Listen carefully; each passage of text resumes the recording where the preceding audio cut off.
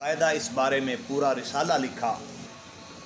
ابہام چونکہ انگوٹھے کو کہتے ہیں، ابہامین دو انگوٹھوں کو کہا جاتا ہے، تو جب نام نامی اس میں گرامی آتا ہے تو اہل محبت سرکار دو عالم صلی اللہ علیہ وسلم کی محبت میں اپنے انگوٹھوں کو چوم کر اپنی آنکھوں پہ رکھتے ہیں۔ انہیں عربی کے اندر تقبیل ابہامین کہا جاتا ہے۔ تو آپ سے یہ مسئلہ پوچھا گیا، کیا فرماتے ہیں علماء دین اس مسئلہ میں کہ اذان میں کلمہ اشہد ان محمد رسول اللہ سن کر انگوٹھے چومنا، آنکھوں سے لگانا کیسا ہے؟ یہ اعلیٰ حضرت رحمۃ اللہ علیہ سے سوال کیا گیا۔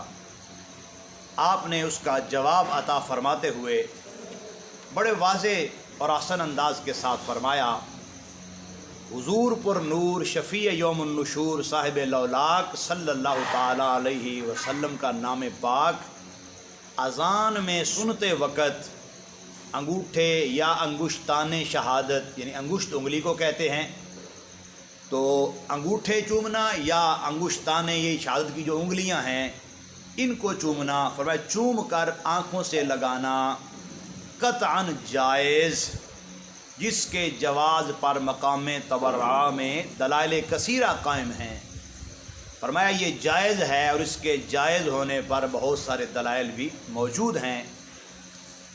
یہاں تک کہ ذکر کرتے کرتے سیدی اعلیٰ حضرت رحمۃ اللہ علیہ نے یہ بھی فرمایا، علماء محدثین نے اس باب میں حضرت خلیفہ رسول صلی اللہ تعالیٰ علیہ وسلم سیدنا صدیق اکبر و حضرت ریحانہ رسول صلی اللہ علیہ وسلم سیدنا امام حسن و حسین و حضرت نقیب اولیاء رسول اللہ صلی اللہ علیہ وسلم سیدنا ابو العباس اور دیگر کا ذکر کرتے ہوئے آپ نے فرمایا کہ ان تمام مبارک ہستیوں سے انگوٹھے چومنے کے جائز ہونے پر حدیثیں موجود ہیں۔ سبحان اللہ۔ یعنی یہ کہنا آپ کا یہ ہے کہ یہ کوئی عمل معاذ اللہ بیکار نہیں، فضول نہیں، کہ جب سرکار دو عالم صلی اللہ علیہ وسلم کا نام نامی اس میں گرامی آئے تو محبت کا ایک انداز ہے اور ہم اس کو لازم نہیں قرار دیتے۔ کبھی ہوتا ہے کہ کسی اہل محبت سے ہی عمل رہ جاتا ہے، اس کا یہ مطلب نہیں کہ ہم اسے کہیں تو وہابی ہو گئے ہوں اذان میں ذکر ہوا تو انگوٹھے چومے ہی نہیں۔ مستحب عمل ضرور ہے، محبت کی دلیل ہے، انداز محبت ہے، انداز عشق ہے، کرنا چاہیے، مگر اگر کبھی ترک ہو گیا ہے، رہ گیا، تو اس پر یہ حکم صادر نہیں کرنا چاہیے، اس لیے کہ یہ استحباب کے اندر موجود ہے، یعنی مستحب عمل ہے، اس کے کرنے پر ثواب بہت زیادہ ہے، اجر بہت زیادہ ہے۔ اس کو ذکر کرتے کرتے سید اعلیٰ حضرت رحمۃ اللہ علیہ نے امام علامہ شمس الدین سخاوی رحمۃ اللہ علیہ کے حوالہ سے آپ کی تصنیف سے ایک عمل مبارک کو ذکر فرمایا، جو عمل ہمارے لیے کریم آقا صلی اللہ تعالیٰ علیہ وسلم کی محبت کی بہت بڑی دلیل ہے۔ تو اس کو بیان کرتے کرتے آپ فرماتے ہیں،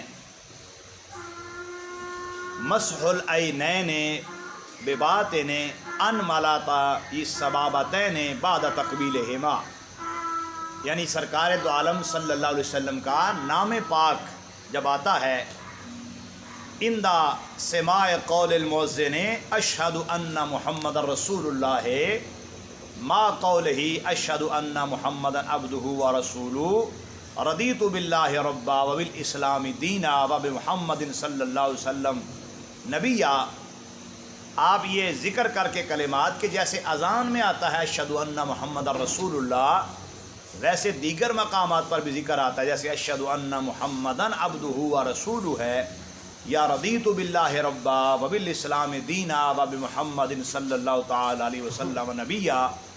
ان تمام مقامات پہ جو آپ کا نام نامی آتا ہے تو اس نام پاک کو سننے کے بعد انگوٹھوں کو چوم کر آنکھوں پر رکھنا، اس کے بارے میں آپ یہ بیان فرماتے ہیں۔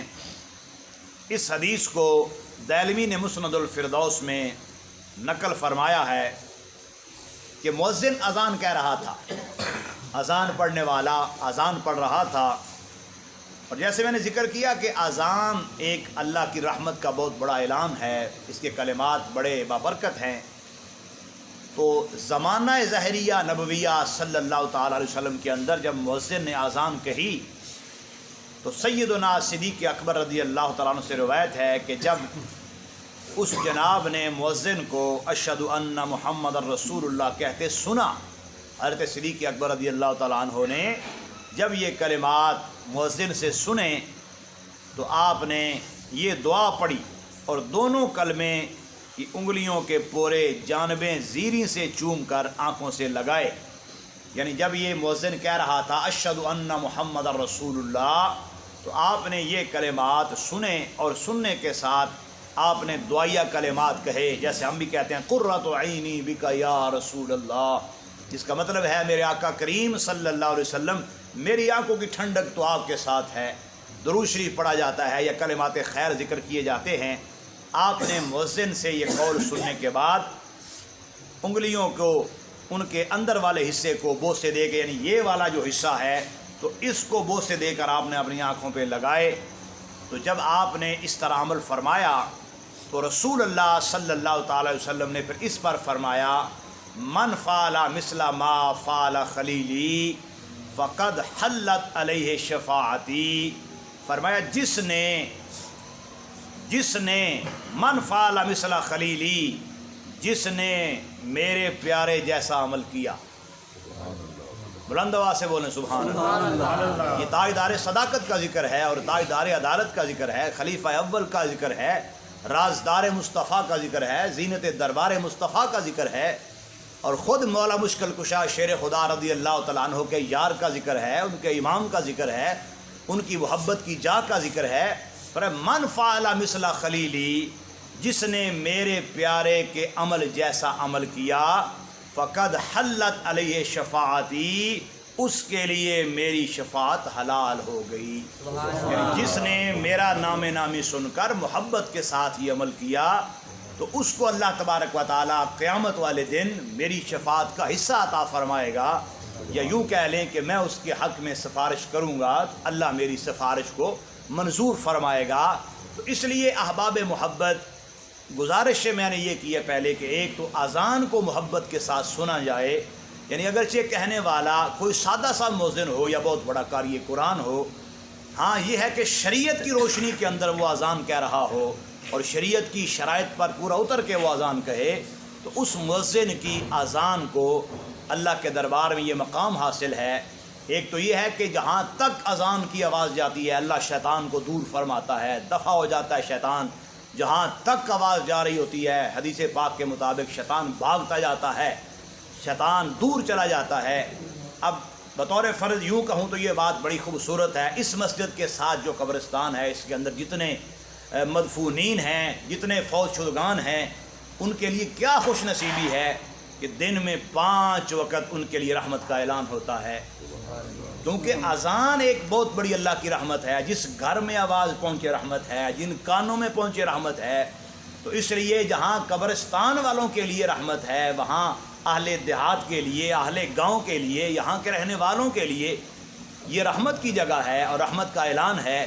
اس لیے اللہ کا شکر ہے کہ ہمیں سننے کے لیے یہ ذکر بارہا ملتا ہے.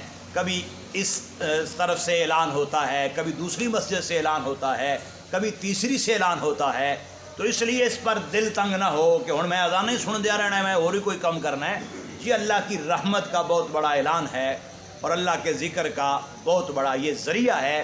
اس لیے ایک تو اس کے سننے کا اہتمام کیا جائے، اس کے کلمات کا جواب دیا جائے.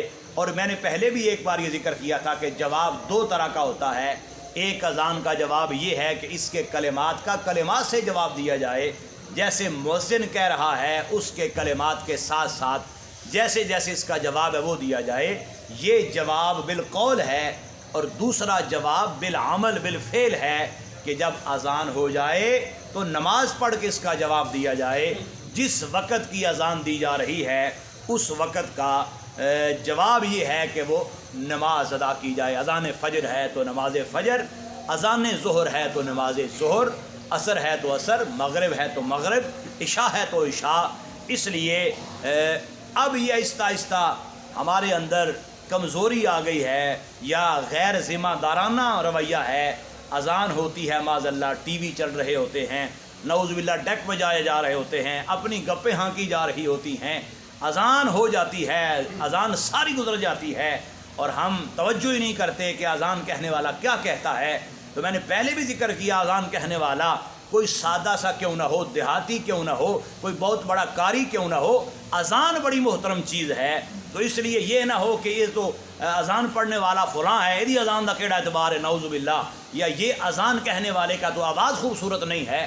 آواز خوبصورت نہ ہو، خوشگلو نہ بھی ہو، مگر ذکر تو اللہ اور اس کے رسول صلی اللہ علیہ وسلم کا ہو رہا ہے، اس لیے پوری توجہ کے ساتھ اس کو سماعت کیا جائے اور پھر سرکار دو عالم صلی اللہ علیہ وسلم کے ذکر پاک پر اپنے انگوٹھوں کو ضرور چوما جائے، اس لیے کہ اذان کی وجہ سے رحمت خدا نصیب ہوتی ہے، فضل خدا نصیب ہوتا ہے۔ اذان مصیبتوں کو دور کرنے کا بہت بڑا ذریعہ ہے۔